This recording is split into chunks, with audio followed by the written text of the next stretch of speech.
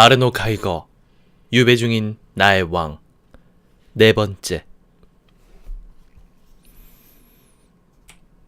하지만 당시에는 아직 거기까지 이르진 못했다. 나는 원래 생각이 느린 사람이다. 내가 완강히 버티기만 하면 아버지의 현실 감각을 깨어있게 할 수 있다는 믿음을 포기하지 않은 탓에 계속 어설프게 굴었다. 우리 어머니가 기다리고 있어. 아버지가 이렇게 말하면 나는 대수롭지 않게 물었다. 아버지의 어머니는 몇 살인데요? 아마 80쯤 됐을걸. 그럼 아버지는 몇 살인데요? 자, 내가 1926년에 태어났으니까 지금 내 나이는... 아버지도 80쯤 됐네요. 나도 알아. 아버지의 어머니는 돌아가셨어요. 나는 애석해하며 말했다. 아버지는 입술을 꼭 다문 채 고개를 천천히 여러 번 끄덕이고는 깊은 상념에 잠긴 표정으로 말했다. 나도 거의 그럴 거라고 생각했어. 이런 식으로 아버지의 건강한 인간 오성을 유지하기 위한 고군분투는 한동안 계속되었다. 하지만 그런 시도들이 아무짝에도 쓸모없다는 것을 충분히 확인해보고 나는 결국 패배를 인정했다. 그러자 포기하는 사람도 승리할 수 있다는 사실이 또다시 입증되었다. 죽었는가 아니면 살아있는가 그게 무슨 상관인가? 어차피 마찬가지인걸. 아버지는 죽은 사람들을 조금씩 살려내면서 죽음에 한 발짝 더 다가섰고 나는 그런 아버지를 받아들이면서 아버지가 느끼는 고통에 더 깊숙한 곳까지 파고들 수 있었다. 이제 우리 모두 함께 다른 삶을 향해 길을 떠났다. 그 다른 삶으로 인해 불안하긴 했어도 나와 내 형제들은 아버지를 덮친 운명을 얼마간 함께 나누었고 관심도 차츰 더 많아졌다. 몇 년째 나는 아버지 혼자 카드놀이를 하고 텔레비전을 보는 것 말고 뭘 더 하는지 조금도 관심이 없었다. 그런 내가 새로운 흥미에 사로잡힌 건 나 자신에 대해 뭔가 알아가는 중임을 깨달았기 때문이기도 했다. 그게 무엇인지는 아직 확실치 않았지만 이제 날마다 아버지와 함께 지내도 예전처럼 녹초가 되지 않는 것은 물론이고 오히려 기운나는 일이 많아졌다. 정신적인 부담은 여전히 엄청났지만 아버지를 향한 내 감정이 달라진 걸 확인했다. 아버지의 인품이 본래대로 회복된 듯 했다. 아버지가 노인이 되어 다만 조금 변한 듯 보였다. 나 자신도 변했다. 병은 우리 모두의 마음을 움직였다. 아버지, 제일 가고 싶은 데가 어디예요? 대답하기 쉽지 않구나. 그래도 길에 나가면 제일 좋을 것 같아. 길에 나가서 뭐 하려고요? 산책, 조금 걷지. 하지만 아직은 제대로 준비가 안 됐어. 내 신발이 제대로 굴러가질 않아. 그러니까 아버지는 길에 있는 게 제일 좋아요? 빨리 앞으로 나갈 수 없는데도? 그래, 있잖니. 여기 집안이 마음에 안 들어요? 내가 여기서 뭘 하겠니? 나도 알아. 길이 언제나 적당한 곳은 아니라는 거. 하지만 뽀송뽀송하게 말라있는 길은 더없이 편안해. 주변을 좀 더 둘러볼 수 있고 누군가를 아프게 하는 일도 아니잖니.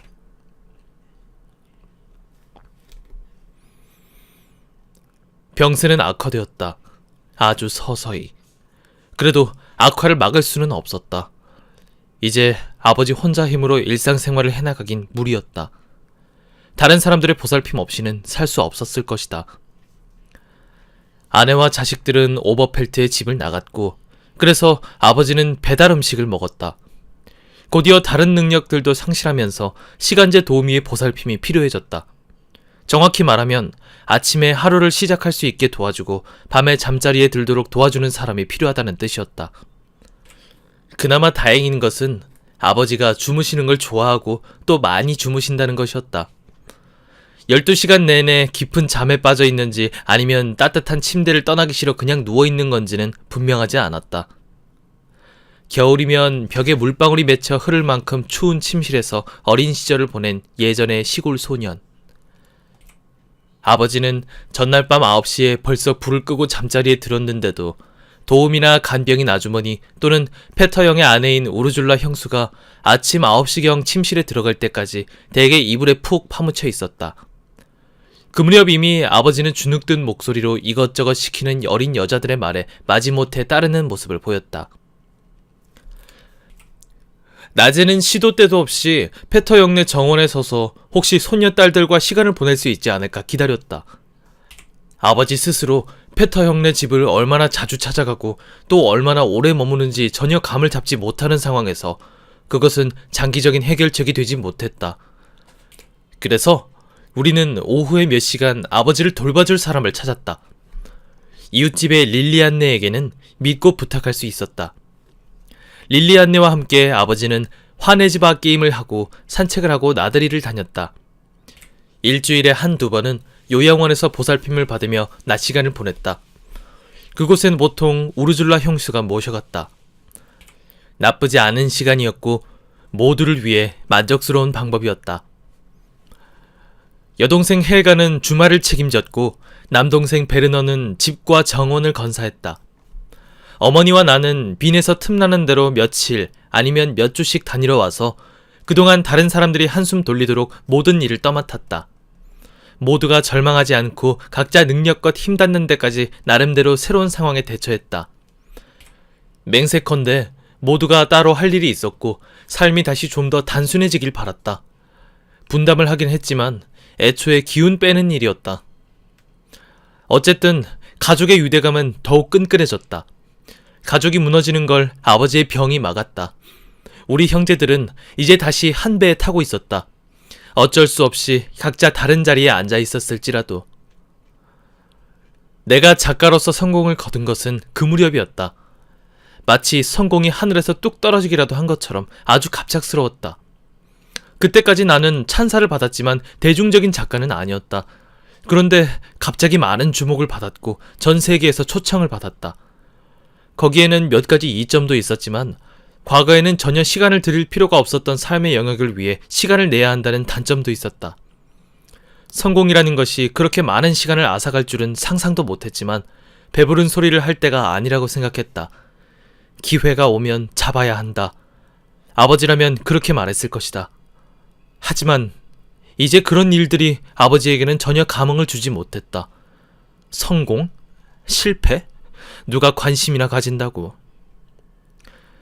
대학을 졸업하고 작가가 되고 싶다고 말했을 때 아버지는 나를 바라보며 비죽 웃는 얼굴로 말했다. 고우빈의 손가락에 시도 쓴다고. 그때 우리가 어디 서 있었는지 또렷이 기억난다. 아버지의 작업실 염료와 도료가 놓인 선반 앞이었다. 아버지에게는 그런 식으로 말해서 내가 도저히 화낼 수 없게 만드는 재주가 있었다. 아버지는 눈을 껌뻑이며 좋을 대로 하라고 통고했다. 반대하지는 않겠지만 자기가 볼 때는 아무짝에도 쓸모없는 일인 것 같다면서. 2006년 봄, 나는 숨 돌릴 새도 없이 낭독 여행을 다녔다. 그리고 여자친구의 양해를 구할 수 있을 때마다 볼푸르트에서 주말을 보냈다. 그러다 보니 거의 돌아버릴 지경이었다.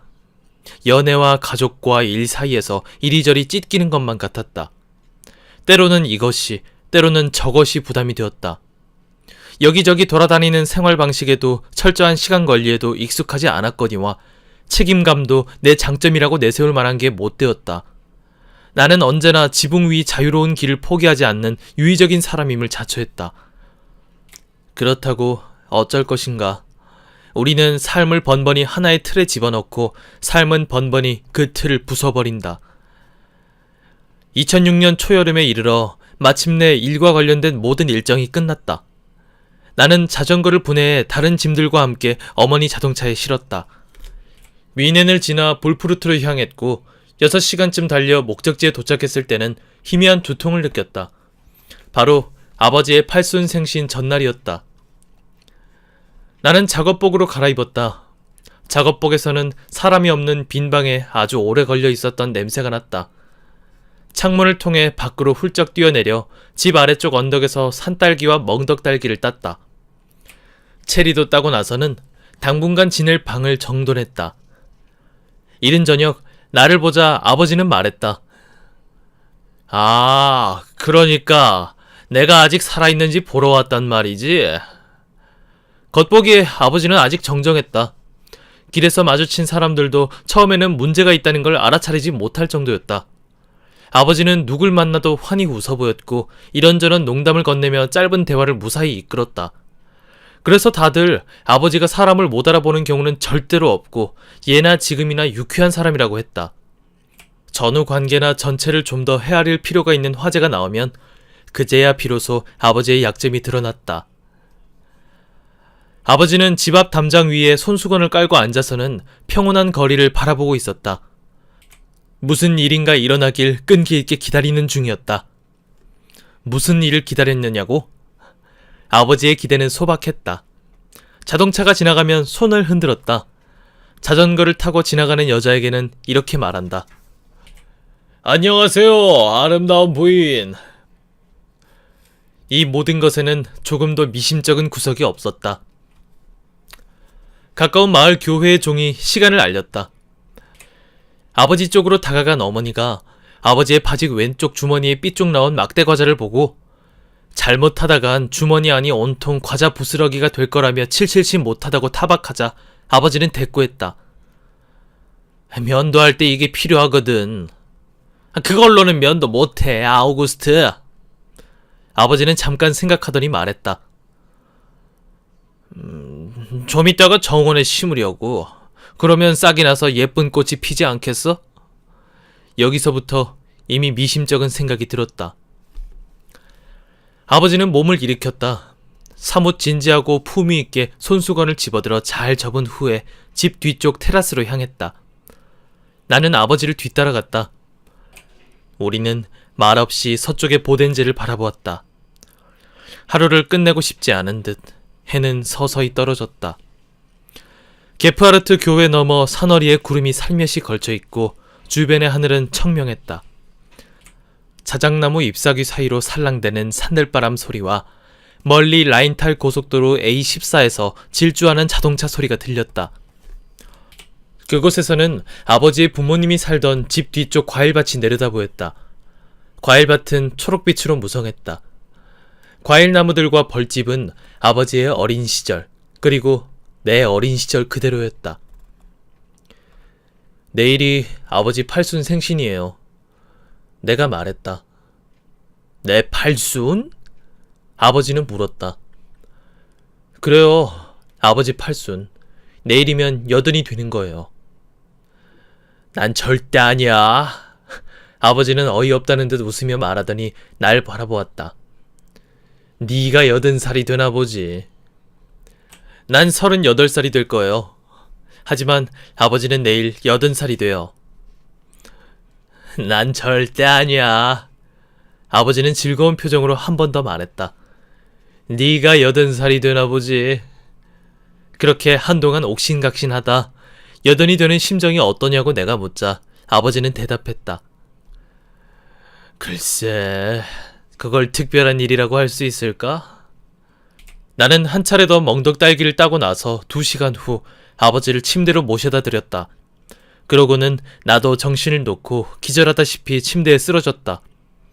며칠 전부터 계속 과로한 데다 차를 오래 탄 까닭에 녹초가 되었던 것이다.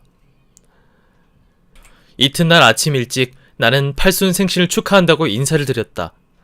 아버지는 선선히 축하를 받으며 고맙다고 말했다. 팬티 바람으로 침대 모서리에 걸터 앉아있던 아버지는 내가 아버지의 아버지는 이 나이에 벌써 세상을 떠났다고 하자 어리둥절한 표정으로 날 바라보더니 희미하게 미소 지었다. 뜻 모를 미소였다. 내가 교회 복지관에서 팔순잔치를 할 거라고 하니 어느 교회 복지관이냐고 물었다. 볼프루트 교회 복지관이죠. 나는 대답했다. 그러자 아버지는 말했다. 난 언제나 여기 볼프루트가 좋았어. 여기서 알게 된 사람들하고는 다 잘 지냈지.